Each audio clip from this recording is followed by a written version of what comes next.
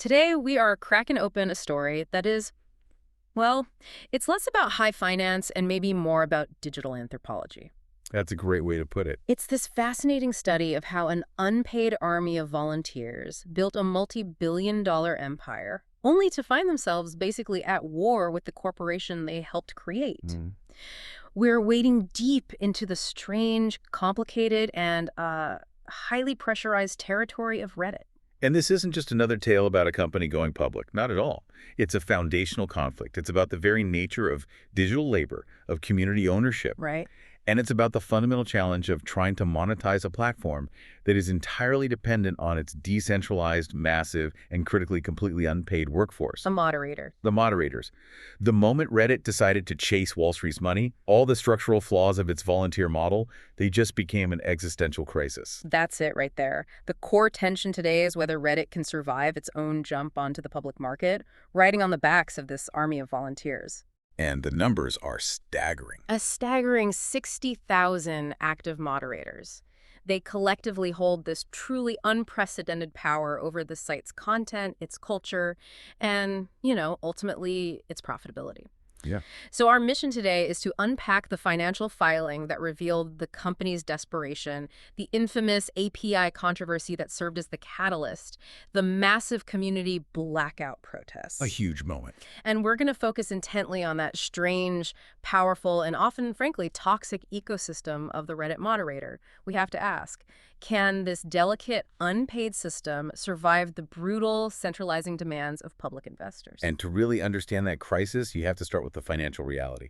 That's what drove every single decision that came after. Okay, so lay it out for us. Reddit recently filed for its initial public offering on the NYSE. The symbol is RDDT. And the fact that they even made it to market is, a victory for the CEO. But the journey there was already marked by some extreme fragility.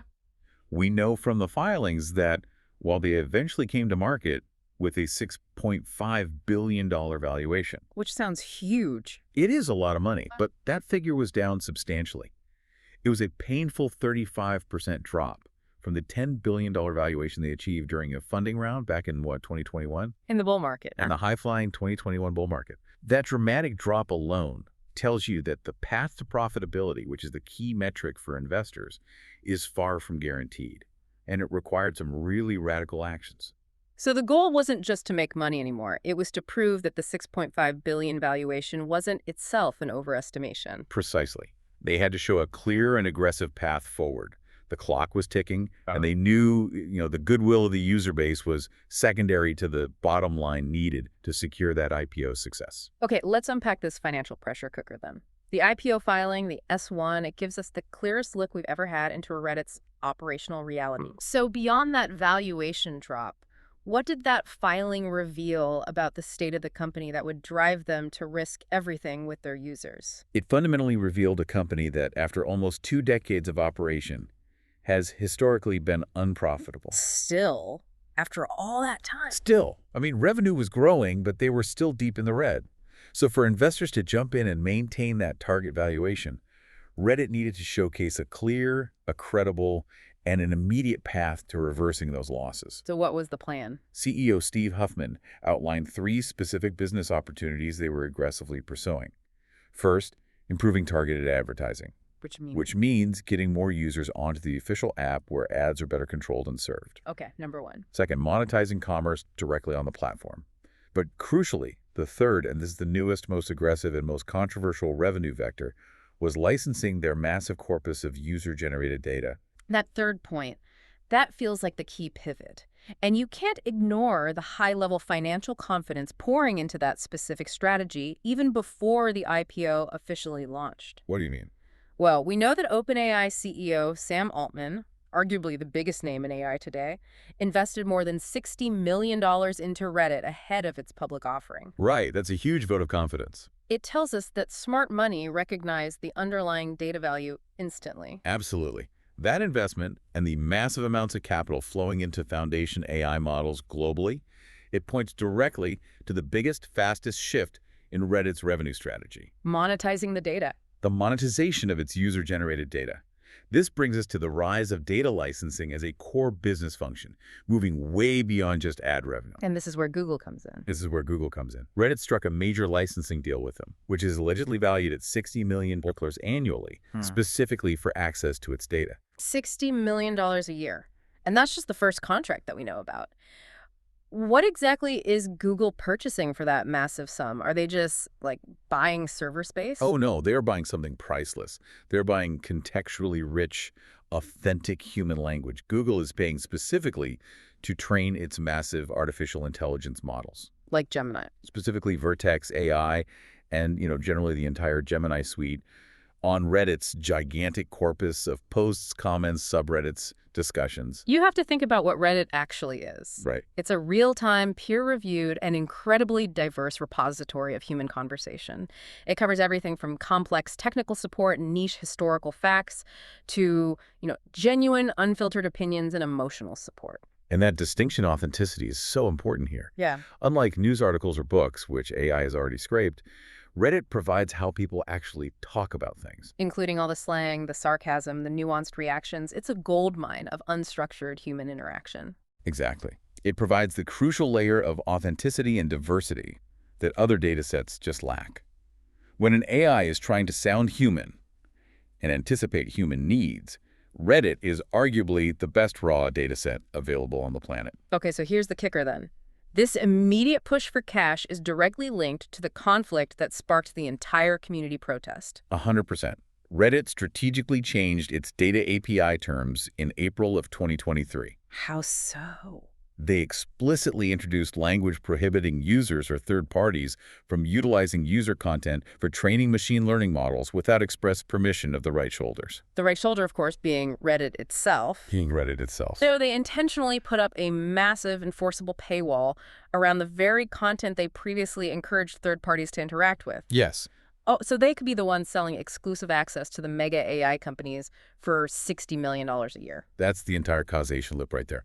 The financial conflict here is unavoidable, and it's deeply resonant with the platform's history. The content being sold is entirely user-generated. Created and moderated for free. For free. And users are essentially the product being sold to train these multi-billion-dollar AI models. We saw these strong user reactions immediately. Oh, I remember. Many people were labeling this mind theft or accusing Reddit of selling our data for pennies on the dollar. It hammered home that harsh digital paradox. If you aren't paying for the product, you are the product. And now that product has been successfully monetized and sold to the highest bidder. So if we step back, the narrative is crystal clear.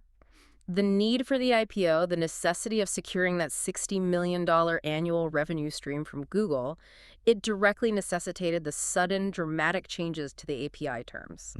This wasn't just some sudden engineering decision. It was a pure financial maneuver. It demonstrates the company's absolute shift in strategic focus. They went from nurturing users to maximizing investor return. It's a classic story. When Reddit was chasing growth, users were the clients who needed to be accommodated.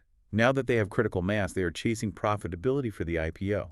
Which means their clients are now the investors. Their clients are investors, and the users are definitively the product being maximized for shareholder value. And that's often at the expense of user experience and essential tooling. This financial imperative, it just sets the inevitable stage for the entire crisis.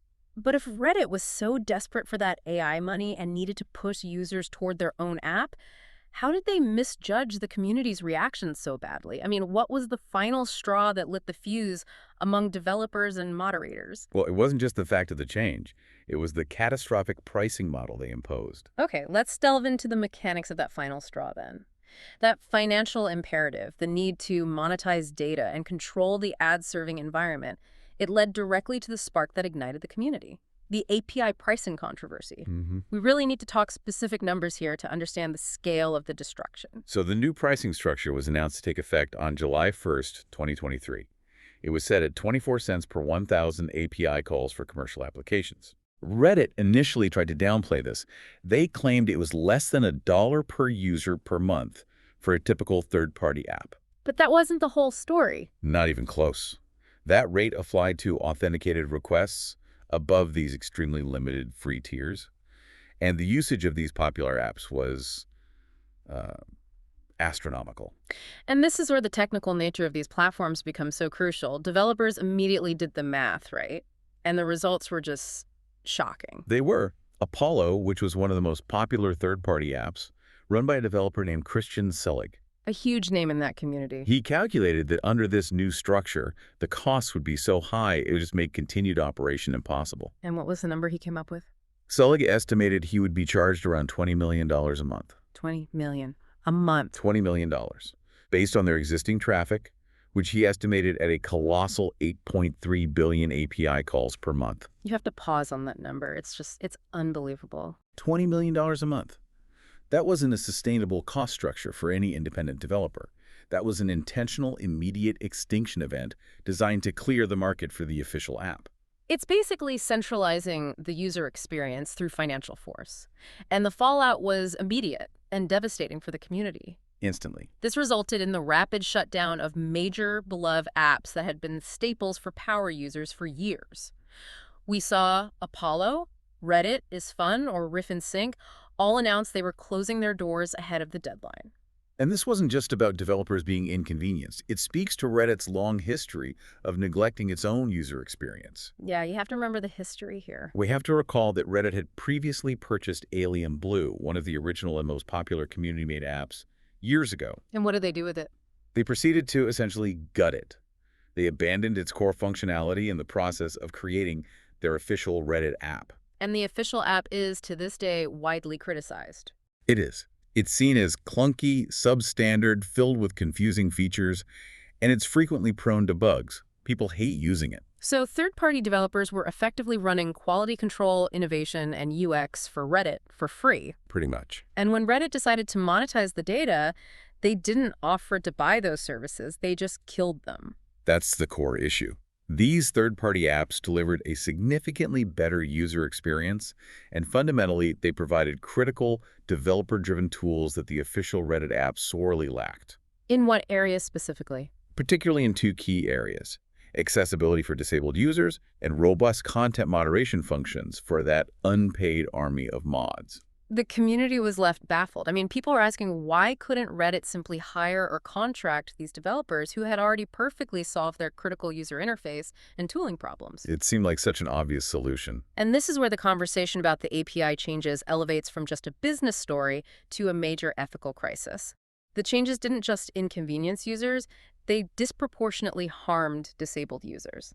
Massively. We're talking specifically about blind and visually impaired users and moderators who relied so heavily on the technical sophistication of third-party apps for essential functionality. This is a crucial point that was severely underreported at the time. Many of these third-party apps were built from the ground up with clean, less bloated code, Which made them better for screen readers. far more compatible with screen readers and other assistive technologies than the official app, which was often bloated with trackers, ads, and complex rendering elements. For thousands of users, those third-party apps were the only functional way to access the site. So when Reddit shuttered the apps, they essentially cut off accessibility for a significant portion of their community. Precisely. It turned a business decision into a serious social and ethical crisis. And Reddit, they felt compelled to respond to the fierce backlash. What did they do? They offered these limited, belated exemptions for non-commercial, accessibility-focused apps, naming smaller players like RedReader and Dystopia as examples that could continue operating for free. But even that olive branch was handled poorly, at least according to the users who were most affected. Yeah, the art-blind community voiced immediate and deep skepticism. They pointed out that Reddit refused to confirm the qualifications or certifications of the employees who were tasked with ensuring universal accessibility compliance across the platform. So they wouldn't say who was in charge of making sure the site was accessible? Nope. Furthermore, Reddit would not disclose details of a prior accessibility audit, which left the community deeply concerned about Reddit's real commitment. That suggests that accessibility was being treated primarily as a PR issue, a minor concession to address public outcry, rather than a core development priority that would require serious internal investment. It absolutely does. And the irony was just stark. Reddit was forcing the developers of these accessible apps who were doing the work Reddit's own team was clearly failing to deliver to operate like a charity. Dependent on donations. Entirely dependent on donations, while simultaneously shutting down the commercial apps that sometimes had the same accessibility features but were just deemed too successful and competitive. The whole affair revealed a deep structural disregard for non-monetizable users. And this brings us right back to the moderators. If the apps were essential for the average accessible user, they were doubly essential for the 60,000 people trying to run the whole platform. The entire operational structure of Reddit, the high value Google saw, the reliance on ad revenue, it rests entirely on the structural foundation of the site. Which is The massive, sustained, high-quality, unpaid labor of the moderators. Let's just underscore the astonishing numbers again because they are so central to this story. According to Reddit's own S1 filing from late 2023, the platform had a daily average of 60,000 active volunteer moderators. 60,000. Now compare that figure to Reddit's total employee count, which is roughly 2,000. It's an incredible ratio. That means for every one paid Reddit employee, there are 30 volunteer moderators performing essential service. And that ratio translates into staggering foundational financial savings for Reddit. I mean, to provide some context, Meta, which operates Facebook and Instagram and has a much larger user base, still spends well over $500 million a year on dedicated, paid human content moderation and safety systems. And Reddit gets this for free. Reddit gets this essential service, the enforcement of complex policies, the daily cleanup of spam and abuse, the community shaping, the policy maintenance, for absolutely nothing in terms of direct wages. We're talking about enforcing a constantly shifting policy landscape, dealing with emotionally charged or abusive users, handling complex reports, and keeping the front page of the internet palatable for advertisers. All for free. It's immense, largely unseen, and often incredibly stressful emotional labor. It is. And that work requires sophisticated tools. Which brings us to the moderator infrastructure. They rely heavily on a cobbled together patchwork of mod-developed tools and third-party apps. The very tools Reddit just effectively eliminated. The very same ones. So why do they rely on external tools? I mean, why hasn't a multi-billion-dollar company built its own platform tools? Because Reddit has a decade-long track record of failing to deliver promised internal mod tooling. The source material highlights that promises for improved internal mod queues, better mobile moderation, advanced filtering.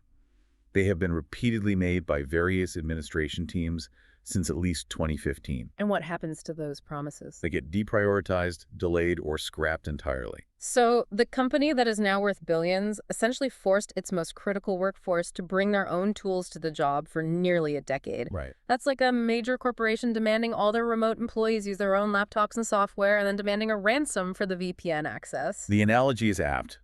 And this lack of official, reliable tools creates massive, documented burnout. We have anecdotes from mods expressing deep frustration with the official infrastructure. Like what? One mod mentioned they were heavily locked to mobile and couldn't reliably open downvoted conversations in the official apps mod queue because the app was just so clunky. So they couldn't do their job properly. They felt like they were making blind guesses on sensitive moderation decisions, which led to significant personal burnout and the sense of making poor decisions that were hurting their communities. It's a classic bottleneck. The mods need the third-party apps to efficiently manage their massive, free workload, especially when they aren't at a desktop. When Reddit kills the apps, it kills the efficiency, which fuels burnout and reduces the quality and speed of moderation. And that is the core leverage that Wall Street simply did not understand. Moderation isn't just basic site upkeep. It is a direct driver of profitability and content quality. Explain that connection. Moderators empower users are responsible for generating and curating the quality content that all other users, a vast majority who are passive lurkers or ad viewers, consume. Right, the lurkers are the product for advertisers. Exactly. So if you drive away the active contributors and the moderators who maintain community standards, you end up with garbage content. And garbage content leads to an inevitable decline in user engagement, site stickiness, and critically, a corresponding drop in advertising revenue. That decline threatens the entire business model built on those $6.5 billion expectations. It sounds like the company was so focused on monetizing the content creators through the API sale that they forgot the moderators were the gatekeepers of that content's value. That neglect of the moderation infrastructure brings us to the deepest structural vulnerability of the platform. It's the element that provided the leverage for the protest, the unchecked power of the volunteers themselves. The irony here is so profound. While the moderators were performing this essential and valuable work that saved Reddit hundreds of millions of dollars, Yes. their very structure as an unpaid, decentralized army also created. The source material highlights that this system allows a small handful of power users to accumulate disproportionate influence. Some individuals are reported to be controlling hundreds of the largest, most visible subreddits across the entire platform. And the perception from the broader user base regarding these powerful individuals is, well, it's fiercely negative. It moves beyond simple criticism to outright hostility. Oh yeah, the sources frequently use highly charged language to describe this concentration of power. They label these individuals as power-hungry and socially inept mods. I've also seen power-tripping pricks. Yes, or a little cabal of supermods that somehow form cliques. The language is very aggressive. This centralization is directly linked to widespread complaints of abuse, right? Users say mods abuse their authority in petty and severe ways. The most common manifestations of this unchecked power, cited in all the critiques we saw, included permabanning users for really minor disagreements. Or even just for criticizing a moderator. Often, yes, for the mere act of criticizing the moderator's decision or calling them out in public. So, the rules of the subreddits become extensions of the moderator's personal ego. And any perceived slight can result in banishment from a huge community. That is the widespread perception. This suggests that the current volunteer system enables the widespread application of personal biases in moderation. It prioritizes ego-driven control over fair, even-handed policy enforcement. Which brings up the core question. If the work is unpaid, why do these individuals cling to this power so aggressively? I mean, often risking community backlash in their own personal time. We have to analyze the incentive structure beyond just simple altruism. We do. And the motivation, according to user commentary and analysis in the source material, is often purely egoistic. It's driven by the intoxicating feeling of control. They just like the power. Some mods, particularly those controlling these vast segments of the site, are primarily there because they get off to the power. They're described as being so desperate not to lose their unpaid position. Why? Because it represents a rare, tangible source of authority in their lives. They treat their role as a private domain where their word is law. And that makes it easy for personal biases and petty grievances to just run wild. Exceptionally easy. Emotional reactions result in disproportionately severe punishment, like a permanent banishment from a major community for a small offense. This structure-free labor plus concentrated unchecked power is the breeding ground for that kind of ego-driven abuse. And that, in turn, creates user resentment and massive internal instability. Exactly. The scale of this moderator power problem was severe enough that the CEO himself, Steve Huffman, had to weigh in directly. And not just on the API issue. No, on the very nature of governance during the controversy, he referred to these entrenched longtime moderators as a landed gentry. Wow. Landed gentry. Using historical terminology that highlights the inherent feudalism of the current moderation system. This wasn't just casual language. It was a clear public threat signaling an intent to restructure their authority. And what was his proposed solution to dismantle this landed gentry and regain corporate control? Huffman stated that he intended to change the site's rules, specifically to weaken them. He also announced that the company was seriously looking into implementing a democratic process. What would that look like? It would allow general users within a community to vote moderators out if they were dissatisfied with their conduct. This move, although highly controversial and technically complex, was motivated by a desperate attempt to quash the protest and force subreddits to reopen. So the IPO crisis forced the CEO to admit that the company's indispensable workforce was also its biggest, least controllable internal threat. And the solution was essentially to attempt to democratize the entire system. It was a direct acknowledgement from the top that the current volunteer-based power structure is a massive governance liability. However, we have to critically analyze that proposed solution. Right, because it's not that simple. Implementing a democratic vote to remove mods is incredibly fraught with peril. How do you prevent that system from being immediately gamed by bots or vote manipulation? Or just highly motivated, abusive users who coordinate to overthrow a moderator who is simply enforcing a necessary but unpopular rule. Precisely. Huffman was forced to consider an unprecedented potentially disastrous solution purely because the existing free labor model was inherently unstable and resistant to corporate monetization efforts. That collision between corporate imperative and entrenched volunteer power led, inevitably, to a direct, visible conflict. A huge one. The corporate attitude that dismissed user and mod concerns, combined with that lethal API pricing, led to the largest, most visible collective action in Reddit's history, the Great Blackout. It was an incredible, almost immediate show of decentralized organizational power. Over 7,000 subreddits, including some of the largest and most trafficked on the entire site, went dark simultaneously. A coordinated mass protest. It was effectively a digital strike. The action was serious enough that the massive surge in traffic, or maybe loss of content, or likely the sheer volume of users trying to access dark subs, caused the entire Reddit site to temporarily crash for a time. And this wasn't just about closing the doors. This was about flexing the collective muscle of that free labor. Yeah. When the initial blackout period ended, many communities demonstrated their resilience by devising these alternative, highly creative forms of protest. They got very creative. The goal was to annoy management and, more importantly, hurt ad revenue without outright abandoning the site entirely. And the most famous was definitely the John Oliver phase.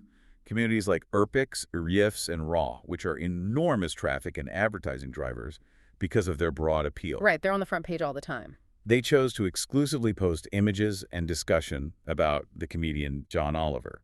This was a strategic move designed to signal boost the protest and attract outside media attention, while also having the added benefit of being intentionally annoying, unfunny, and boring to the regular user. Exactly.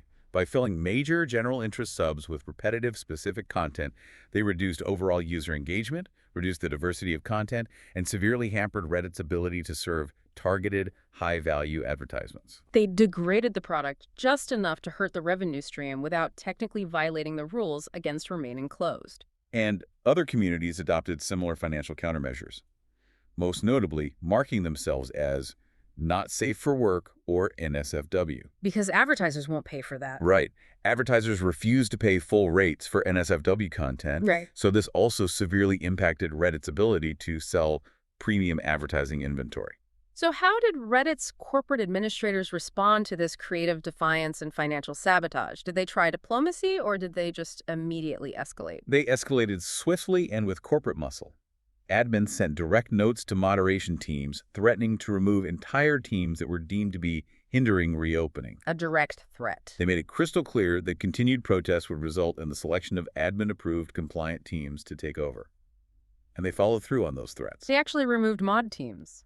They removed entire teams for violations like incorrectly marking communities as NSFW, which was a clear, targeted corporate countermeasure to stop the revenue loss caused by the protests.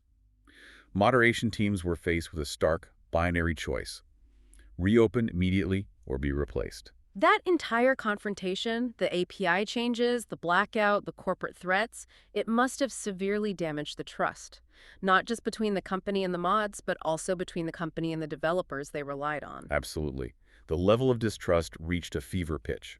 Developers and mods publicly accused Reddit leadership, including the CEO, of telling bald-faced lies. About what? Manipulating usage statistics to downplay the necessity and reliance on third-party apps, and perhaps most damagingly, slandering the developer of Apollo. How did they slander him? By falsely accusing him of blackmail.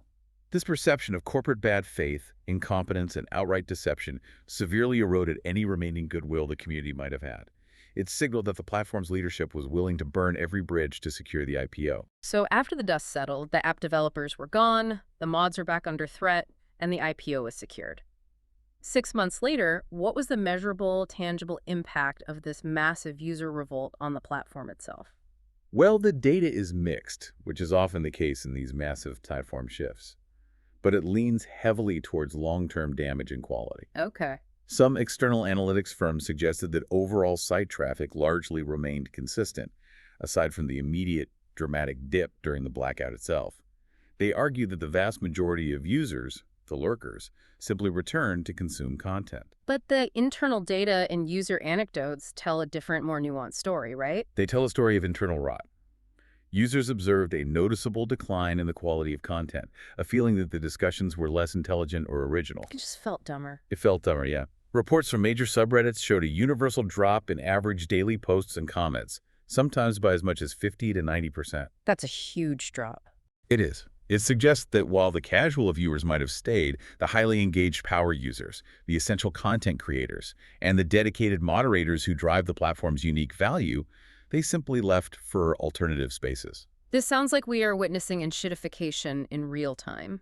That term coined by Core Doctorow. Can you walk us through how Reddit followed that toxic life cycle step by step? Sure. The model of enshittification describes the natural life cycle of popular platforms. Phase 1, the platform is great for its users. It attracts them through superior functionality, like third-party apps and powerful mod tools. Reddit in the early days. Exactly. Phase 2, the platform exploits its users to make things better for its business clients. In this case, the advertisers and the AI companies paying $60 million for data. Okay. Phase 3, the platform exploits its business clients to claw back remaining value for the shareholders, essentially becoming a pile of garbage content where no one wins except the corporate owners. And many users felt Reddit just jumped violently from phase 1 directly into a late phase 2, maybe even early phase 3 scenario. Yes, inevitably leading to an exodus of core contributors and a general feeling that Reddit is becoming a dying platform, or at least one that no longer prioritizes community over extraction. The IPO forced that acceleration. And the risk remains. I mean, even if the IPO was successful, if the content quality continues to decline, how long before advertisers and those AI companies realize the $60 million data set is getting stale? That's the billion-dollar question. So this deep dive reveals a fundamental, irreconcilable tension at the heart of the modern web. The IPO demanded monetization and centralization of control. But that very necessity exposed and fractured the free labor model the platform is built on, specifically by targeting the third-party apps that were essential for effective moderation and accessibility. The business imperative destroyed the community infrastructure. The current reality is that Reddit survived the protests and successfully went public. Yet the structural flaw remains. The centralization of unpaid volunteer power, sometimes fueled by ego and extreme bias, is an acknowledged threat to long-term quality and stability. And it forced the CEO to consider these unprecedented changes. Like democratizing the moderator removal process, an attempt to impose corporate accountability on an indispensable volunteer workforce that, ironically, the companies still can't afford to pay. It leaves us with the ultimate critical question for you, the listener. Reddit's business model depends entirely on user-generated content and the free labor to moderate it effectively. Given the inherent and documented risks of power abuse by volunteers, the historical failure of the company to provide adequate tools, and the site's increasing shift toward Wall Street's quest for maximum profit, can any decentralized platform truly maintain its community soul and structural integrity once it commits fully to the demands of public shareholders? Or does this transition signal the inevitable death of large-scale, open-source community governance? It's a huge question. And let's consider the long-term impact of this crisis on the internet at large. The sources compared Reddit's pivot to the catastrophic collapse of Dig years ago, where a similar corporate centralization drove away the power users, killing the platform. If Reddit continues to compromise the quality of its user experience and moderation tools for profit, are we entering a new, darker era where high-quality online discussion, the kind that was once freely available and organically moderated, will only be found again in niche, paid, or intentionally inaccessible spaces? Like what, encrypted chat rooms? Encrypted chat rooms, closed forums, or platforms deliberately designed to be difficult for algorithms and search engines to scrape. The future of genuine, meaningful online community might depend on how deliberately hidden it becomes.